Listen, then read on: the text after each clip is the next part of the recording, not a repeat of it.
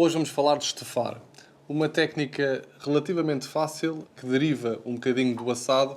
A grande diferença entre estufar e assar é que normalmente adicionamos um líquido, quase sempre acabamos com o molho. Mais até associado à carne, com cebola, com o molho, mas vamos hoje fazer vários exemplos de estufar, desde sobremesas, carne e peixe. Luís Gaspar trabalha comigo já há alguns anos. Luís, Henrique, obrigado. vais dar aqui uma ajudinha hoje. O Luís é chefe da sala de corte e vais estar-me aqui a dar uma ajudinha Claro, hoje. com todo o gosto. Nesta primeira receita vou utilizar um ingrediente que ainda não utilizámos durante esta série. Pato é uma carne ainda bastante consumida em Portugal. Tem sempre a parte do peito que é mais suculenta e a parte da coxa mais saborosa e com mais músculo, parecido com o frango. No entanto, o pato tem uma cor mais escura, um sabor mais intenso.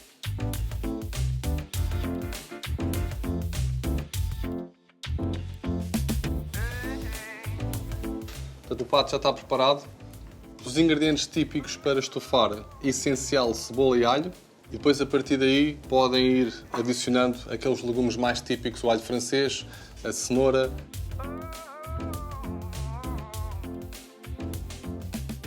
E depois os aromáticos, os mais tradicionais nos estofados, o alecrim e o tomilho, o louro e a polpa de tomate para engrossar ligeiramente o molho e um caldo, neste caso estou a utilizar caldo de galinha.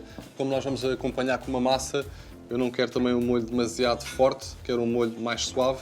Portanto, a primeira coisa que vamos fazer é temperar o pato.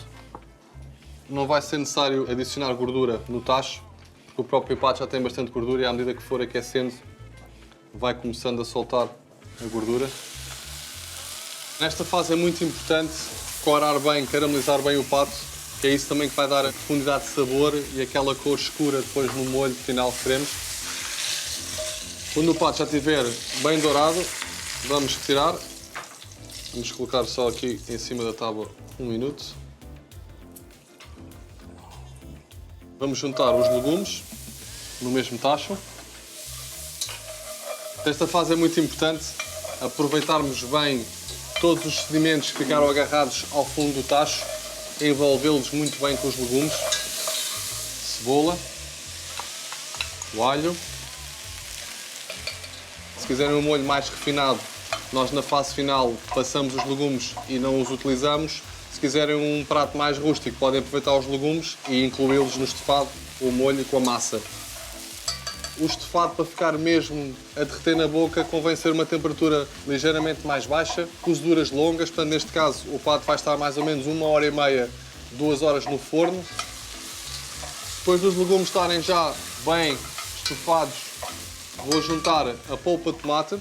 Depois de adicionar o tomate, vamos fritar ligeiramente. Nesta fase, vamos também juntar os aromáticos, uma folha de louro, um ramo de alecrim e um raminho de tomilho. Vamos juntar o vinho tinto, ferver um pouco. Para acabar, vou juntar um pouco de caldo de galinha. A técnica principal do estofar é a proteína não estar submersa em líquido, portanto estar só 3/4 ou no máximo meio coberta, que é o que vou fazer agora. E vai então agora ao forno.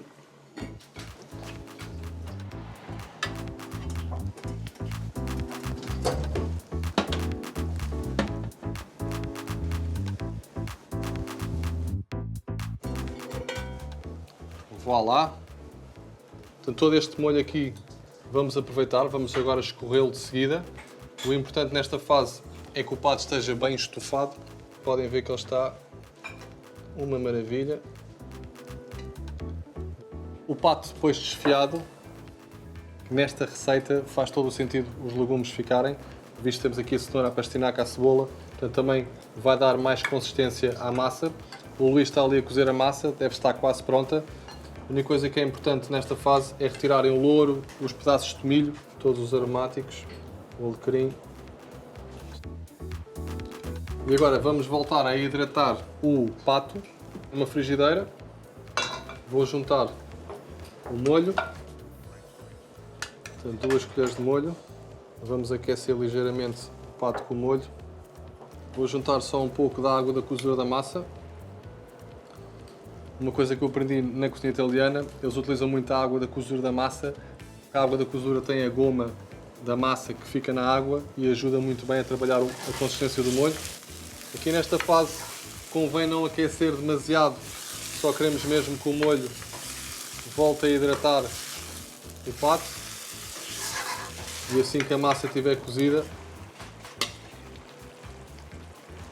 envolver a massa bem com o molho, e à medida que a massa vai absorvendo o molho, vai engrossando ligeiramente.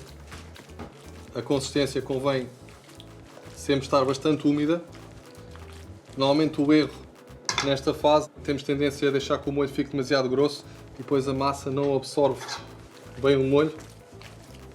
Desenvolver bem, vou só juntar um fio de azeite, um pouco de pimenta e a salsa.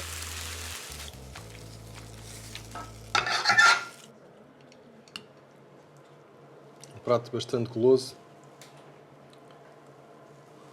E por último, umas lascas de queijo parmesão.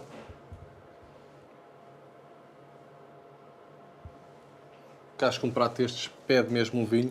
Tenho aqui uma herdade de São Miguel 2015, uma colheita selecionada. Portanto, um vinho bem encorpado.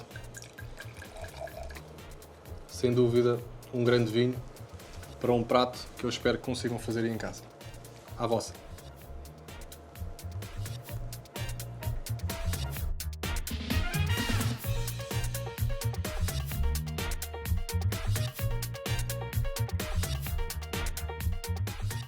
Esta próxima receita vamos aplicar novamente a técnica do estofar. Um dos meus cortes favoritos para este tipo de pratos são cortes com músculo, cortes com bastante sabor. Os meus anos em que vivi em Inglaterra e na Austrália era um prato que se cozinhava muito, que é o chambão de borrego.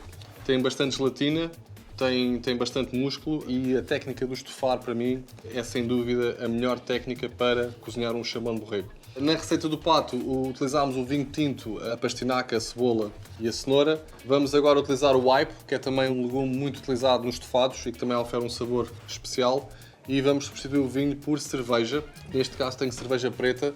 Aí sim também vamos buscar aqui a tradição mais à cozinha britânica e à cozinha australiana. Mais uma vez vamos começar com o tacho bem quente. Vamos adicionar um pouco de gordura, um pouco de azeite e vamos corar muito bem o borrego.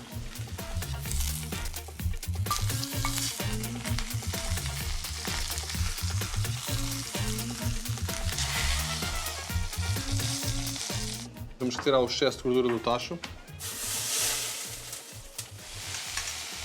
Mais uma vez vamos aproveitar a gordura do borrego para caramelizar os legumes.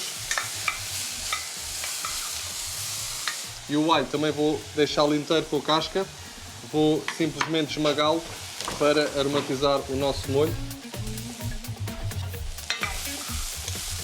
Vamos juntar uma colher de sopa de farinha.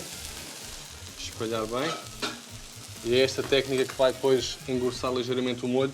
Como o molho vai estar 2 horas, 1h30 ligeiramente a fervilhar, todo o suco do borrego também vai dar mais consistência ao molho e mais sabor. E o sabor da farinha vai desaparecer nesta cozedura lenta. Vamos temperar aqui o borrego com sal. Nesta fase vamos juntar a cerveja. Vai dar não só uma cor mais escura ao molho, como também um sabor mais intenso. Vamos só deixar reduzir ligeiramente. Na nossa plataforma no www.manualinstruções.tv tem lá como se faz um demi-glace. É o caldo que vamos utilizar agora para esta receita. Podem sempre também recorrer a caldos de carne já feitos. Há várias marcas e vários tipos de caldos de carne nos supermercados.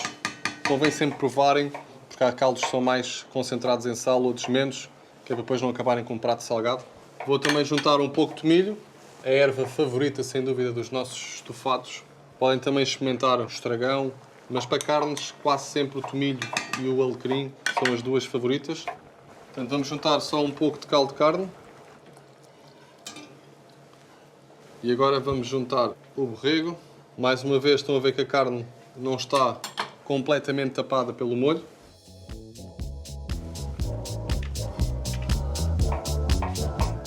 Agora, o nosso chambão de borrego está quase pronto, mas eu vou fazer já o acompanhamento. A polenta é uma farinha de milho fina, Pode-se cozer em caldo ou, se quiserem que fique bastante cremosa, cozem em leite, que é o que eu vou fazer hoje. Juntei uma folhinha de louro, um pouco de sal, cerca de meio litro de leite.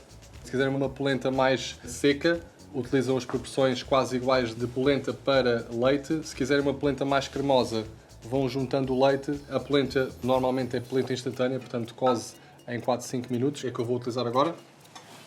Parece que eu estou a juntar pouca polenta para a quantidade de leite, mas à medida que ela vai cozendo, ela vai começar a engrossar. Convém que seja no mínimo.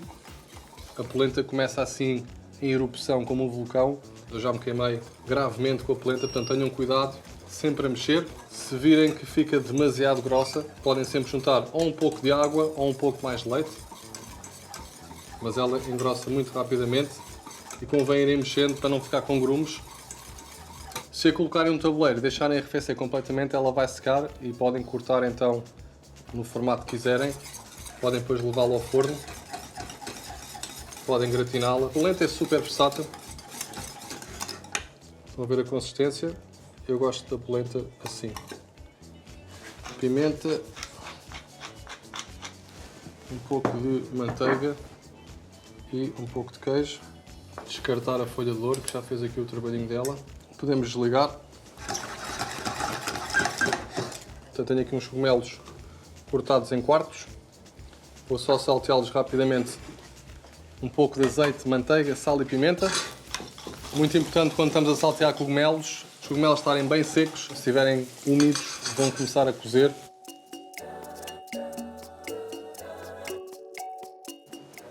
Já está aqui o nosso borreguinho. O osso está limpo. A carne, à medida que vai estufando, vai encolhendo e o osso vai sobressaindo. Assim se vê se está bem cozido ou não, a carne a sair do osso e a desfazer-se. Colocamos um pouco de polenta no centro. O chambão de borrego.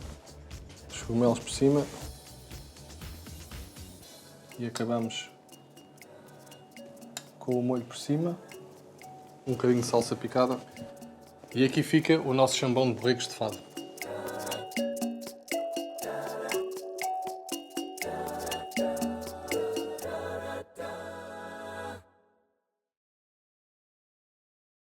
Por utilizar baixas temperaturas, o estufado permite conservar de forma mais eficiente o valor nutritivo dos alimentos. Numa perspectiva de promover uma alimentação equilibrada e com teor moderado de gordura, recomenda-se que se utilize uma pequena quantidade de gordura. Basta 1 colher de sopa de azeite. Adicionalmente, deve evitar-se fritar a cebola e o tomate em demasia. O objetivo passa precisamente por assegurar um cozinhado simultâneo de todos os componentes do prato de forma equilibrada e homogénea. Cozinhando em lume baixo e com o tacho tapado, os alimentos vão cozinhando pouco a pouco e conservando mais os seus sucos e sabores. Esta forma de preparar é bastante adequada, tanto para carne como para peixe, mas também uma excelente opção para confeccionar hortaliças, uma vez que induz menores perdas de vitaminas e minerais e potencia mesmo o efeito e a biodisponibilidade de alguns componentes. Ficam mais saborosas do que cozidos, mais nutritivos e é uma forma mais fácil e rica de preparar hortaliças. Agora que já dominamos mais ou menos a técnica do estufar, vou fazer uma maçã estufada. Neste caso não vamos levar ao forno, vamos fazer tudo na frigideira. Mais uma vez, o importante é começar sempre por, em certa parte, caramelizar as maçãs. Eu tenho aqui uma combinação que à partida já vai funcionar, portanto temos maçã, moscatel, passas, amêndoas, iogurte, manteiga, açúcar. A primeira coisa que vou fazer é tostar ligeiramente as amêndoas e aqui não precisamos de acrescentar nenhum tipo de gordura. As próprias amêndoas já têm os seus óleos. À medida que vão aquecendo, vão começando a tostar, a acentuar o sabor da amêndoa.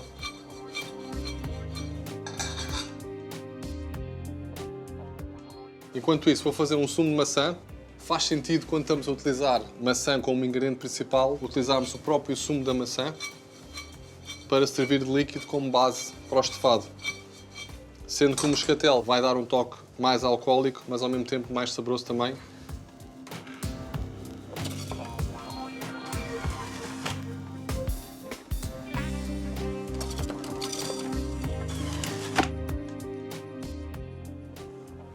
As amêndoas tostadas vão estar mais taladiças e o tostado também vai realçar o sabor da amêndoa. Convém elas arrefecerem para voltarem a ficar estaladiças. Vou derreter um pouco de manteiga e vou juntar aqui maçã golden. Descasquei a maçã e retirei o centro da maçã.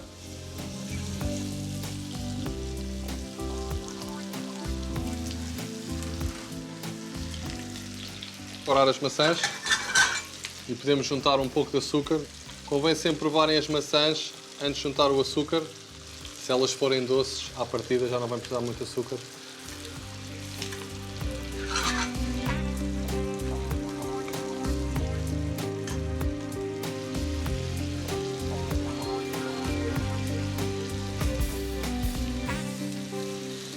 Tenham só cuidado para não queimar a manteiga.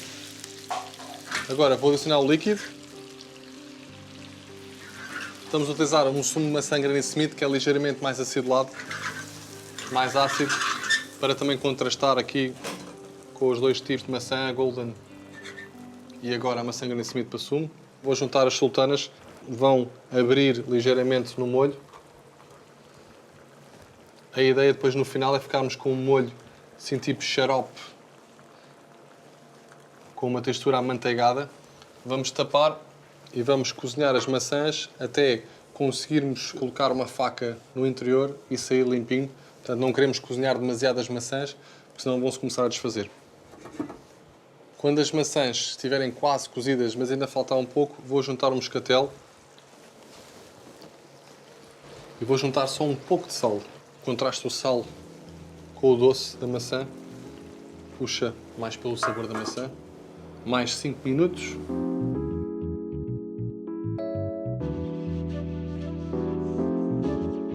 Estão a ver que já sai limpinho. Vou retirar agora as maçãs. Luís, fazes-me só um favor. Cortas aqui as maçãs ao meio. Não sei, podes cortar em cortes, se faz favor.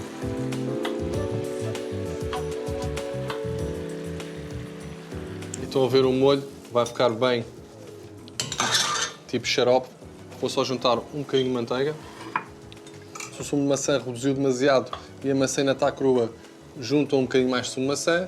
Se virem que estão com demasiado sumo de maçã e a maçã também já está cozida, podem sempre retirar e reduzir ligeiramente. Mas a consistência do molho é esta aqui, já vão ver depois no prato.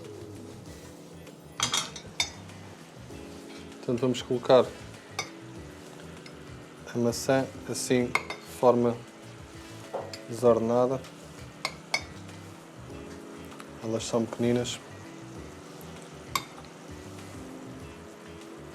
Vamos cobrir com o molho.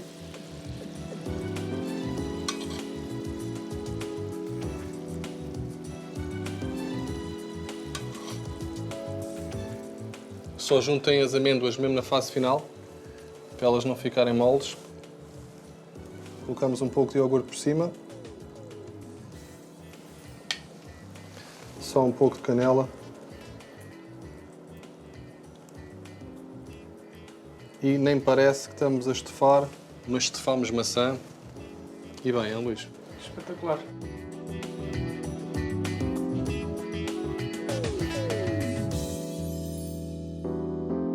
Última receita de hoje no nosso programa Estufar. Não queria deixar de vos dar uma sugestão de acompanhamento e uma sugestão vegetariana. Eu hoje vou acompanhar com um pedaço de salmão, mas esta receita serve mais como um acompanhamento de um prato de carne ou um prato de peixe, apesar de que o funcho adequa-se mais a peixe e marisco. Portanto, o funcho cortei em pedaços grandes. Quando se fazem estofados de legumes, como os legumes vão perder muita água, convém cortarem assim em pedaços maiorzinhos. O corte vai sempre ser influenciado pela técnica que vamos utilizar. Tenho cebola e funcho. Eu hoje vou fazer o estofado perfumado com estragão, laranja, um pouco de vinho branco e, para lhe dar alguma acidez, que o funcho também tem um toque ligeiramente adocicado, azeitonas verdes. Mais uma vez, começamos com um tacho, com o fundo pesado. Começar sempre por aquecer o tacho, um fio de azeite. Vou colocar o funcho no tacho. A cebola também.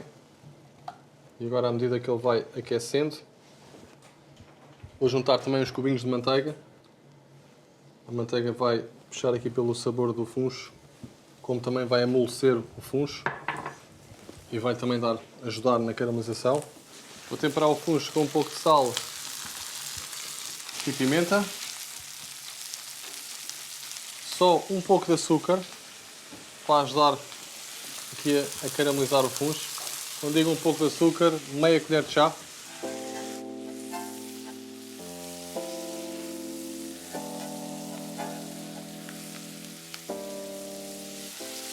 Vou juntar mais 1 ou 2 cubinhos de manteiga. O estragão tem um sabor muito anisado, portanto é uma erva também pouco utilizada, muito utilizada na cozinha francesa, disponível já com alguma facilidade. Provem sempre antes de utilizar, tem um sabor bastante intenso. Agora nesta fase, em que o funcho já começa a amolecer, vou juntar então um ramo de estragão, assim inteiro, só para perfumar, as azeitonas, o vinho branco,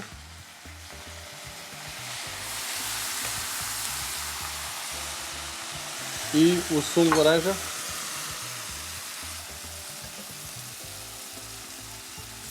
Não queremos muito líquido. Vou utilizar hoje o caldo de galinha, mas podem acompanhar com caldo de peixe ou com caldo de carne, mas neste caso o caldo de galinha é sempre aquele caldo mais neutro, não tem um sabor tão intenso, não interfere muito com o sabor do funcho. Vou só juntar agora uma conchinha de caldo e agora vou tapar e vamos levar ao forno a 170 graus cerca de 10 minutos.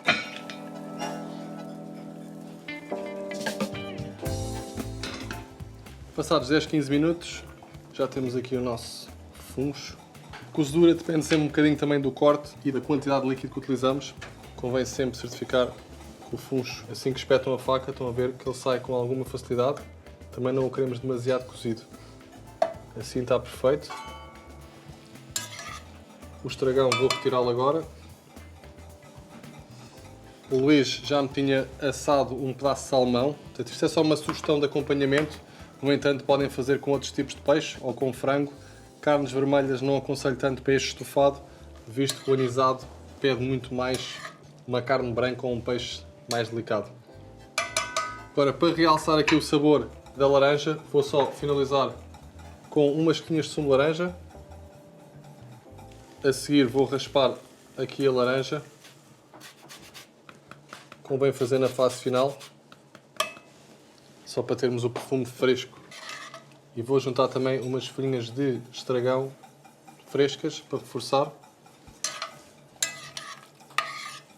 Vou então colocar no prato.